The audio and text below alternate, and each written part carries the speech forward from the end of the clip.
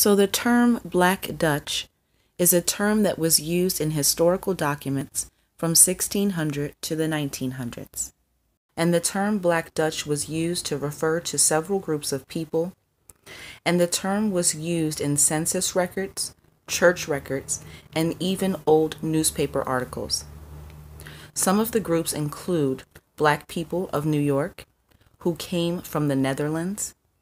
The Cherokee Indians of North Carolina also identified themselves as the Black Dutch.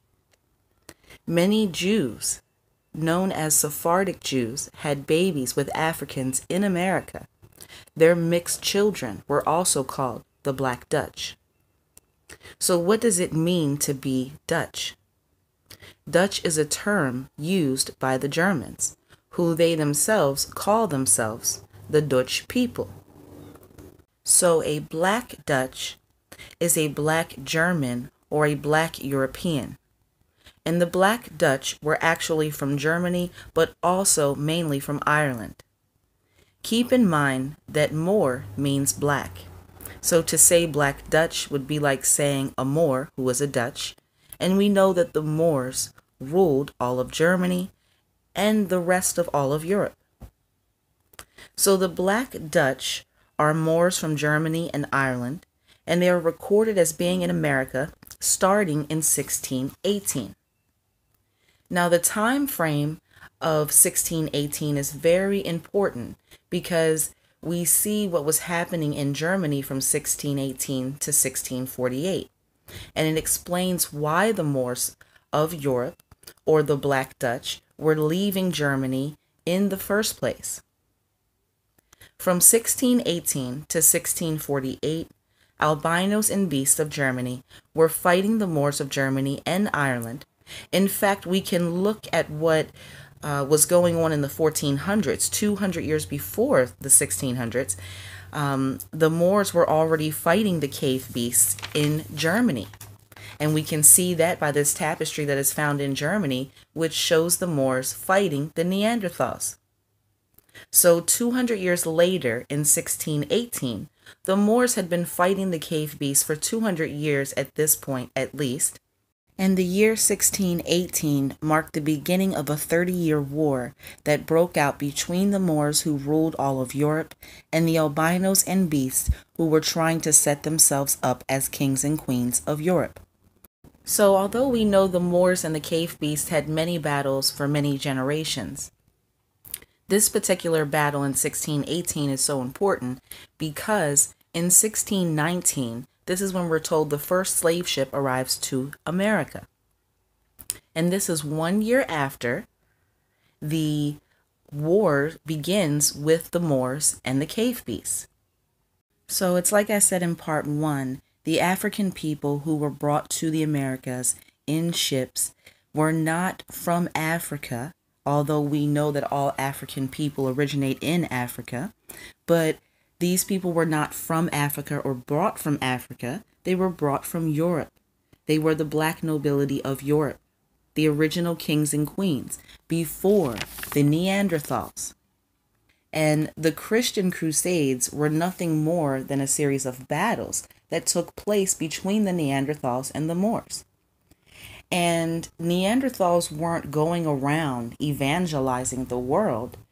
They were going around all of Europe, then later the Americas, and killing the Moors and the native people. And the cross is not a Christian symbol. It was worn by the Moors first. You see, the Muslims call it the Muslim Crusades, and it was the Muslims who had crosses that had Arabic inscriptions from the Quran.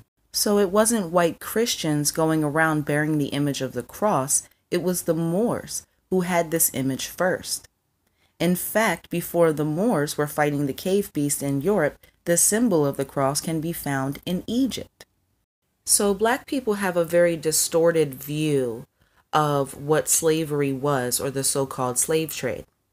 Nevertheless, it's no coincidence that the first year that we see the census records in 1618 showing us that the Moors were in America, this is the very same year that the 30-year war started between the Moors and the cave beasts. in 1618. And that just so happens to be the very same time frame that slave ships start showing up in the Americas. And when you look closely, you can clearly see that these people were Moors. And another thing is that many people aren't aware of the fact that white people were being sold as slaves in America in the 1800s. So that's 200 years after the Moors were recorded in the census in America in 1618. 200 years later, white people were still being sold as slaves in the 1800s. And more importantly, the issue of white slavery is something rarely discussed. But the enslavement of the white race has been going on since ancient Egypt. And even in the ancient Americas, even all the way back to the flood of Gilgamesh. And white people were still being sold as slaves just 200 years ago in America in the 1800s. So it makes you wonder just how much of the story has really been left out by white people. And I read this article a few months ago, and it was about this white family in America, and they had done some DNA testing trying to figure out what part of Europe they came from. And this family believed that they were pure European. And when they did the DNA test, the results came back that 2-3 generations back, they had black ancestors. So it was interesting to this white family to find out that 2-3 generations ago, they had a black grandfather.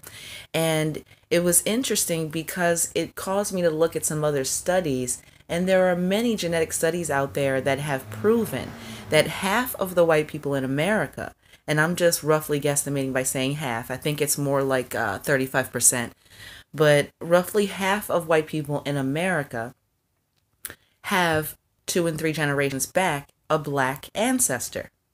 And we know that 2-3 generations back, this is when the so-called slave trade was going on. This is when white people came to the Americas.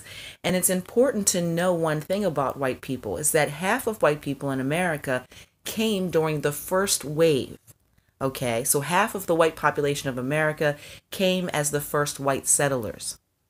The other half of the white population in America came in the mid-1900s, immigrating from other European countries and settling in America. But it's important to know that that first wave of white people that came to the Americas, they have black blood in their veins to this day. And if you research the first white people who came to America, you will see that the majority of them were married to Moors. So how did the first white settlers really get here? Because once you realize that the Moors were in America in the 1600s, white people who were coming to America during this time were married to the Moors. And almost half of white people in America have black blood running through their veins from 2 and 3 generations back, proving that they mingled with the Moors. And white people were being sold as slaves in the 1800s. In fact, white people in Kansas in the 1800s were fighting for squatter sovereignty, and they were trying to abolish white slavery. It really makes you rethink how the first white people actually got here in the first place. And we really have to start really deeply thinking about something. Why do white people teach us that we were their slaves, that we were their servants, and not one mention in any history book about the real truth that white people were the slaves to the Egyptians and the Cushites of the world on every continent, long before these cave beasts set themselves up as kings? They were, for thousands of years, the servants of the Egyptians and the Cushites. And we civilized them. We taught them. We taught them everything. We clothed them. We taught them how to speak, how to read, how to write, and we helped them evolve from the beast that they were to modern man. And they repay us by going around the world trying to erase every ounce of our existence, trying to erase every shred of evidence that proves that black people were the original rulers and founders of the earth long before the Neanderthal.